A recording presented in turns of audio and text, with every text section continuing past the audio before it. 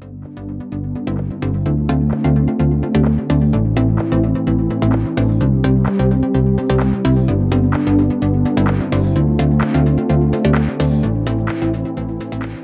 everyone to this webinar, the Service Transformation webinar of Noventum. And in the past months, we noticed that quite a lot of manufacturing companies are currently using SAP ECC as their ERP system and are really in the middle of planning or transitioning this ERP system to S/4HANA. And this comes with a lot of challenges, but also with quite some opportunities actually for the service business. And that's why today we are going to talk about what are the key challenges for service businesses that are migrating to SAP S/4HANA.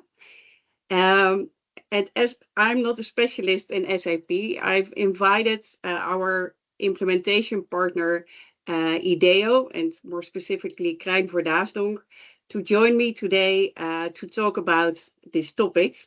And he's going to give us insight in how companies are really coping with the challenges that come along with such a migration. So before we start, Krijn, could you shortly introduce who are you and who is Ideo? Yes, of course. Well, I'm Krijn Verdaasdonk.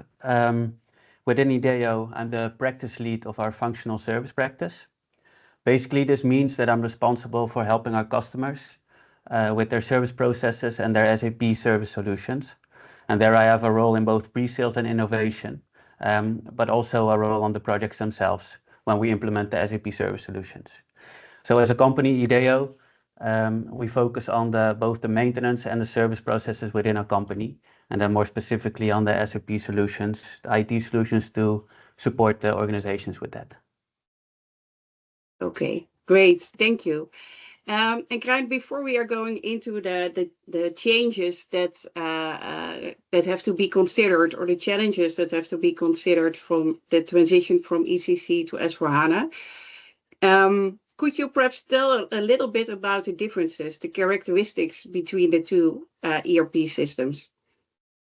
Yeah, I think a big difference is that the focus, of course, goes a lot more to cloud solutions, where ECC was mostly on-premise with a local or virtual server that contained all the data.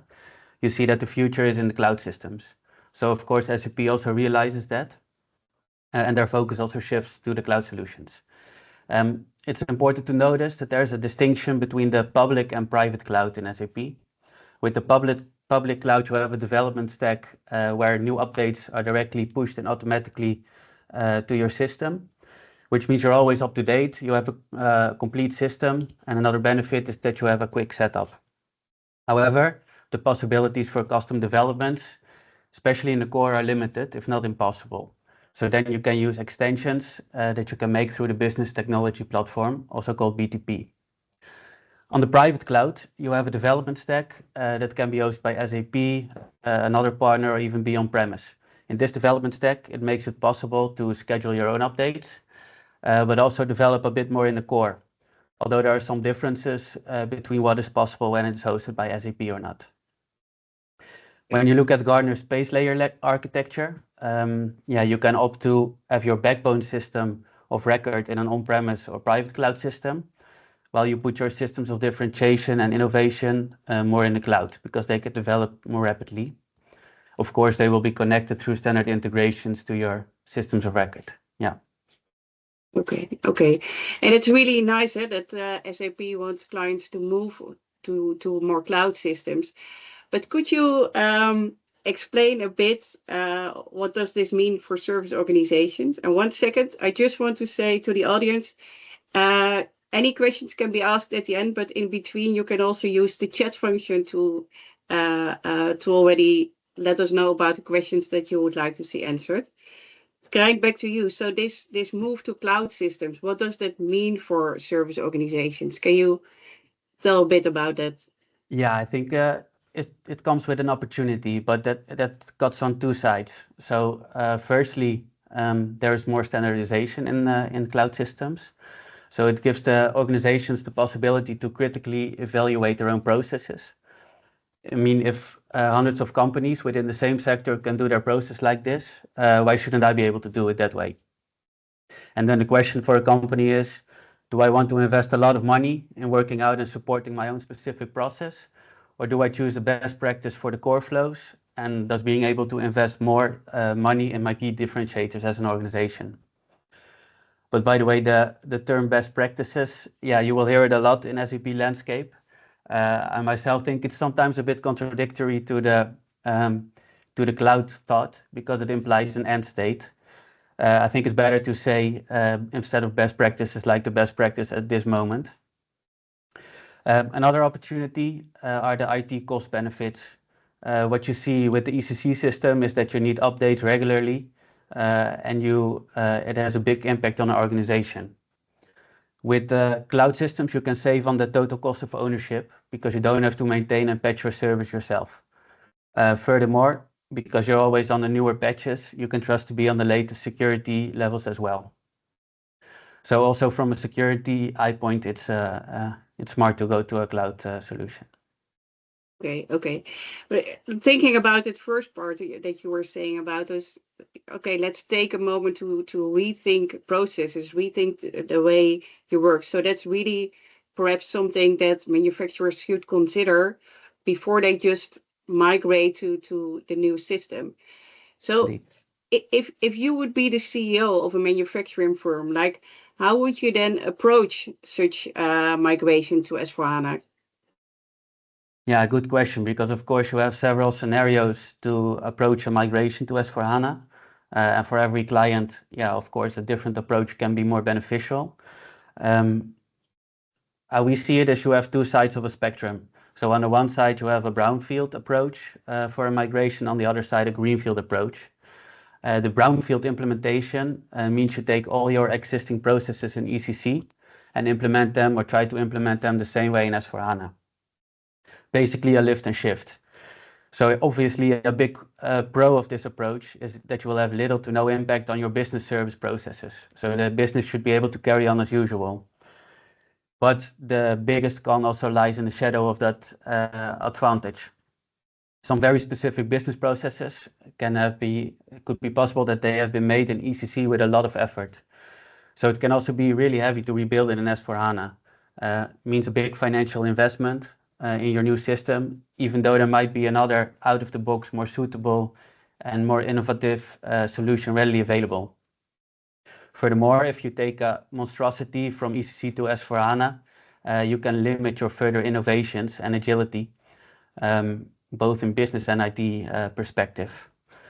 And even more so, I think if you really want to do a lift and shift to S/4HANA, then the public cloud, of course, like I mentioned before, has limited possibility to develop, so it might not even be possible. However, on the other side of the spectrum, you have the greenfield implementation. It means starting with a clean slate, as if you had no SAP system before. The advantage is that you don't take any legacy processes or inefficient processes with you that you might not need anyway. But of course, you also had valuable experience in the past with your SAP system that you want to use in your new system. Plus, if you already use those systems, it will almost be impossible as well to start completely anew because you just have a lot of knowledge and experience. So in our experience, we think it's a more hybrid approach. So not the brownfield, not the greenfield, but the bluefield approach. Okay. And a blue field, what's that? And is that also why you chose in your background to be blue today? Or what does it mean for the service business? Yeah, I didn't think of it. It was more because of the logo, the blue, but indeed, yeah, with the bluefield approach, you evaluate first the current business processes, check how they are implemented in ECC, but also how they would be implemented in S/4HANA, in the S/4HANA counterpart. Then we assess those sub-processes. We check if they are a critical process for the client. What is the IT impact, but also, of course, the business impact. After the evaluation, together with the customer, we decide which process we want to take over as is, or how much we need to adjust this, or do we just choose for the best practice. By doing it this way, you have the chance to evaluate and reinvent your service processes. You can invest in things that are worth it, and you can cut away inefficiency. What's even a bigger advantage is because you use these new services and new best practices, you can have more possibilities, for example, in upselling and contract selling possibilities, but also more future-proof, like being able to use predictive services based on asset data. For example, you can link your SAP Asset Performance Management add-on to your S/4HANA system to get these insights. And you can make use of the embedded artificial intelligence that S/4HANA provides. Also, not only in S/4HANA, but of course in the SaaS services, SaaS products based and are linked to S/4HANA, like SAP Field Service Management or SAP Service Cloud. Okay, so it really gives a lot of new opportunities and should be taken as a moment to rethink your service business model. Like something that we often see happening is that if companies start to implement new functionality, they all of a sudden offer it as a service without really rethinking their service business model. But this would be a good moment, I think, to do that then, following what you are saying. Just that, like you are, of course, an SAP expertise implementation partner. So implementing also the SAP IT products. And for the IT directors in this webinar, what are the technical aspects to really keep in mind when migrating to S/4HANA? Yeah, one important one, I think, especially if you're coming from ECC, is the reduction of custom code. So custom code, of course, is what made ECC flexible in delivering like a big scala of functionalities. But on the other hand, it also made it rigid and a bit risky when doing upgrades. So with S4 and especially with cloud, you want to reduce the custom code in order to benefit mostly from the prepackaged functionalities. Also like integrations, for example. It's referred to mostly as the keep the core clean principle. Customizations can still be done, but outside of the core, in which you can use best practice in S4 itself.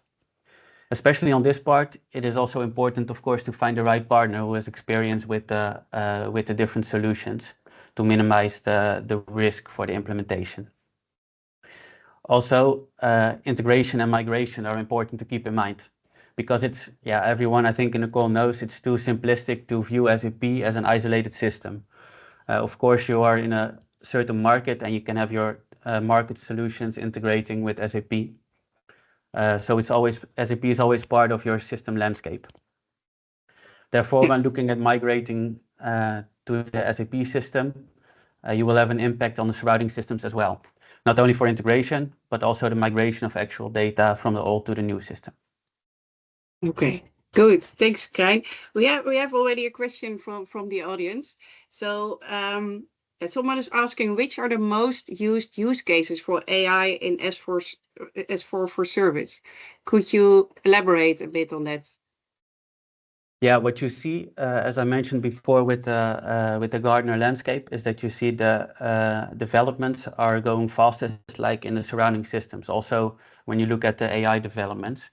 So use cases that come to mind for me are like in Service Cloud, where you have a ticketing system from clients coming in.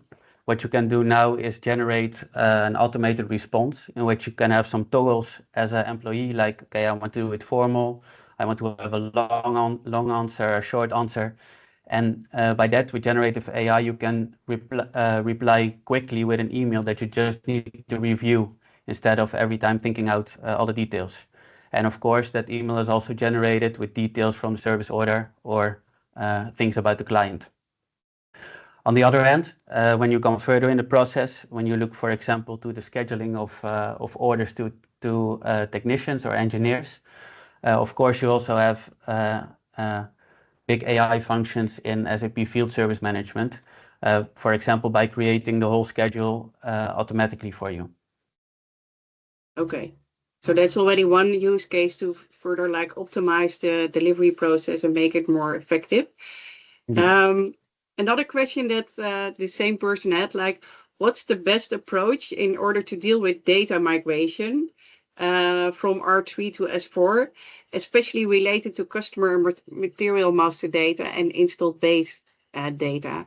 And is there also an AI or machine learning supporting that data migration? Yeah, I think always you have to go a bit more in the details. It's not a straightforward one sentence answer, I think, to this question, No. but there are different tools available also with SAP to help you migrating data from not only R3 systems, but even non-SAP systems, for example, with a migration cockpit to your S4 system. So yeah, there are definitely possibilities there to help. Okay, good. And one last question, and then we continue. Of course, you just talked about, okay, you need to, perhaps not customize too much in order to save costs, but how can you assess what is the right level of decustomization from ECC to S4? Like, how do we know when the core is clean in that sense for migration? Yeah, I think if you go to public cloud, the answer is really clear because you have no customization in the core. So then it's definitely clean because you have none. And yeah, I think it's always a decision from the client. If you have like an on-premise system with a private cloud stack, is that you try to be that prepared also for future updates, that always ask yourself, if you have a customization, can I do it outside the core? And really, as a last effort, as a last resort, do it in the S/4HANA system itself. And of course, then you don't have your core is not that clean anymore. But I think it's always relative. And yeah, of course, there can be use cases that are so, yeah, like I said, like a last resort, that you don't have any chance to not do it. But yeah, like I said, it should be a really heavy use case, because what we see in our implementations is that in most cases it is possible to do a extension in BTP in which we can make this process possible outside of the core. Okay, so there's no need that much anymore for customization, or it should be taken away upfront. Okay. And what could be like the biggest benefit in general for organizations, or especially for service organizations, to make that move to S/4HANA? Well, I would definitely say agility and flexibility. As an organization, you need to be able to adjust quickly to changing demands, both from the market, but also from society. I think we saw it in a lot of our clients also with COVID, that you see you have to adapt. People who are normally visiting clients, they now have to call, and your system needs to be able to support that and to react quickly. When you're flexible, you have more resilience and you're more strong. You will to change and to survive in the long term. Besides that, it of course opens the way to new service delivery models. As I mentioned before, the out-of-the-box service models could have made it difficult to implement things in ECC, which now bring possibilities, like I said, predictive services based on asset data, outcome-based services, but also, of course, the benefits of AI. Next to that, other benefits are the faster time to market, but of course also the lower cost of ownership, as I mentioned, with the updates. And of course, those are besides the more obvious advantages, like the improved user friendliness and also the mitigation of security risk with regular updates. Okay, very good. So to really summarize what you're saying is that, you advise companies to take this moment, this migration, as a moment for service IT of service directors and IT directors to pause and sort of rethink, okay, how should my service operating model look like? How can I align that across the world, or within a company, or within a certain country? And to also have a critical look at what are the services that they would like to offer, so that they choose the right IT architecture, because SAP is really, with that move, new functionality becomes available in that sense, right? Yeah. So it's the moment, this migration, to rethink the model, rethink how to change processes to improve its efficiency, etc. And to really take advantage of all the new functionality that becomes available. So how can Ideo really help companies in such a migration project? Could you? We are. We are an SAP Gold partner, where we specialize in the service and asset management processes within an organization. So also during the migration, we specialize mostly specifically on that part of the migration. So some of the modules, when you look to ECC and S/4HANA, they have changed. Because we have the experience in this field, we can quickly understand in depth how the current systems are used, but also how they should be used or will be used in the newer architecture. Because we did it before, we are able to judge the impact that it will have on the business.